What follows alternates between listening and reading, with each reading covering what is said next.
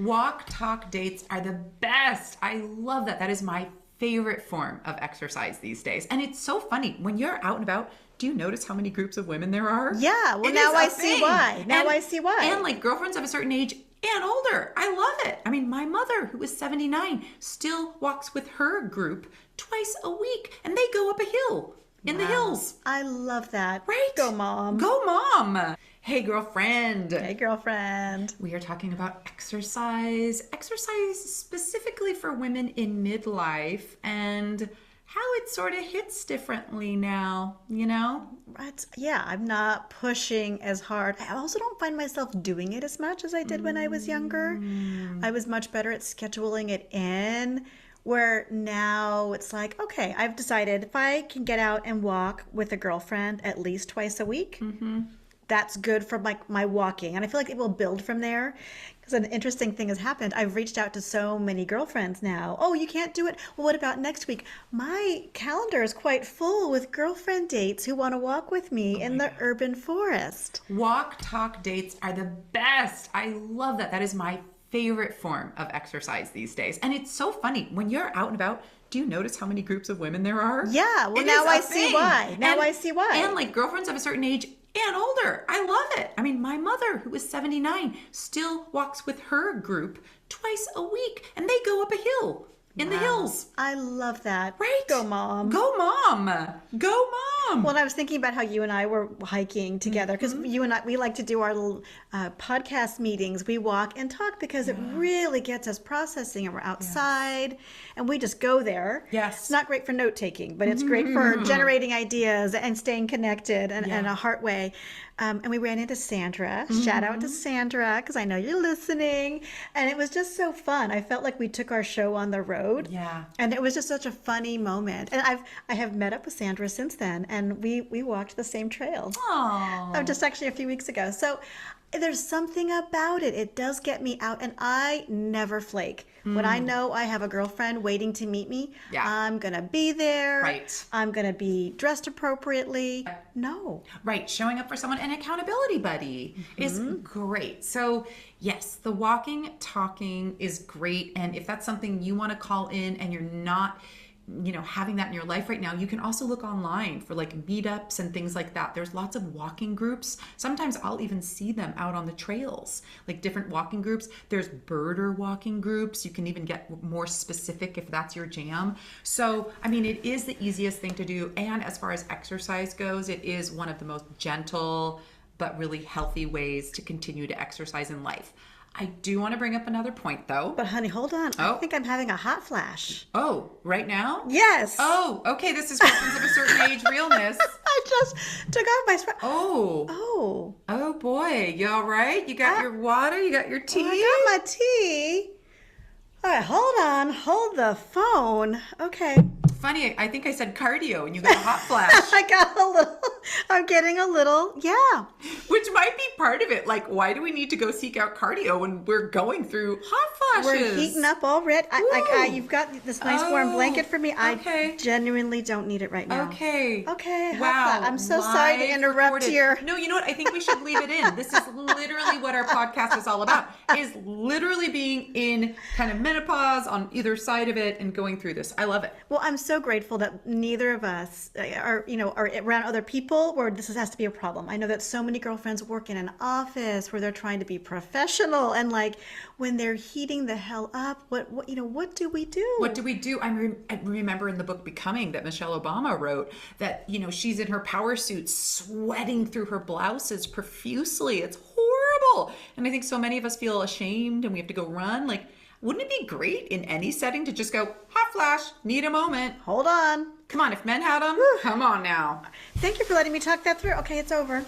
I mean, it wasn't a bad one because I'm not like dripping, and I want the blanket back. Now I'm like, it's like I'm moist enough to be super cold again. Yeah, now you cooled down. Now you're going to get cold. Now I need my sweatshirt back. Lovely cycle of hot flashes. Oh my gosh, girlfriends, we are living proof. This is what's happening right now. We're going to have to retitle this one. I love it.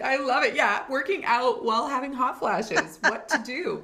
But I think that's real. Like, our lived experience means that we're calling in different things for exercise. So I was a cardio junkie. It really worked for me. It fired up my brain. It helped me like release some of my kinetic energy because I have a lot of that. And I mean, ever since college, I started going to the gym because it was like free access at UCLA. And then I never stopped. I always had a gym membership here, there, everywhere. I was like the Stairmaster girl.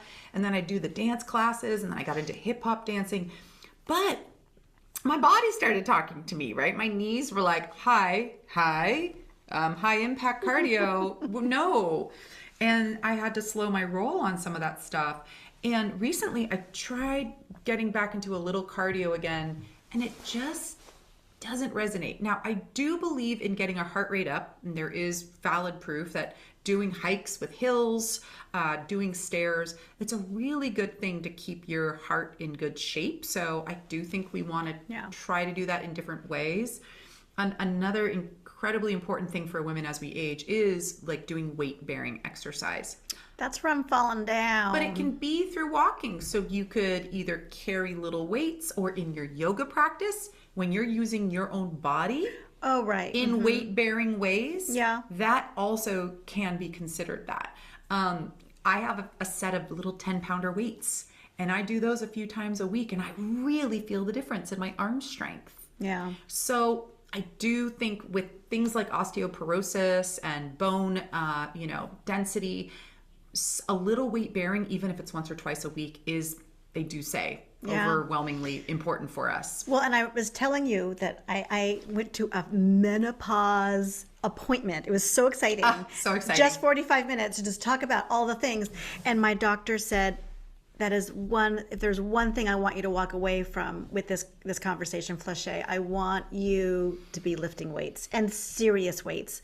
And I was like, okay. Well, and increasing my protein. That's another big one. She was really big on those two things. And so I'm struggling. I'm struggling because I'm eating less. And so I don't want to eat as much protein. And I don't have a fun way to do weight bearing stuff. Although I am doing yoga. There you go.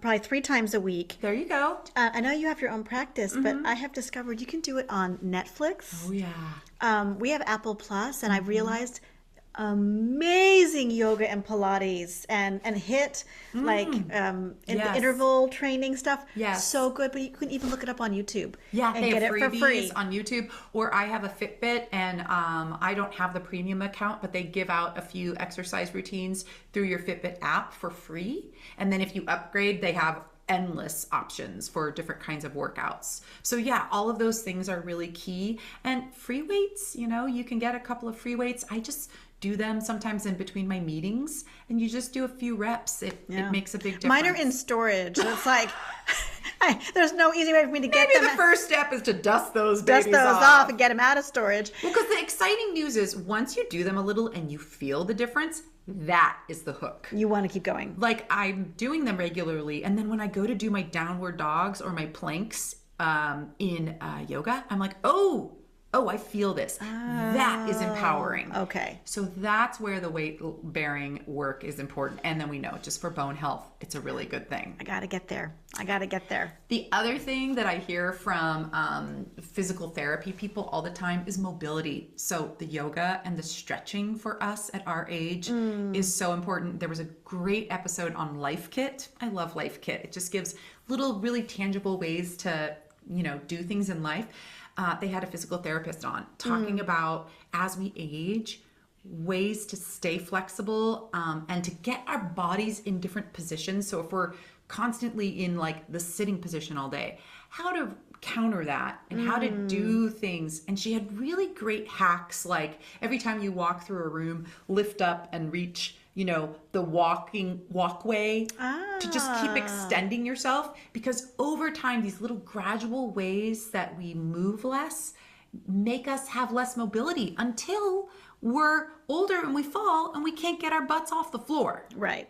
And so she said it's doing the little check-ins at this age, and frankly younger than us, to keep our mobility going. Yeah. So I would say in our exercise, ladies, mobility, a little bit of weight training in some way you can do it, right? So if it's not actual weights like Flesché's that are locked up, maybe it is through using your actual body, because in yoga, that is your weight. That's true. Right? You can leverage that.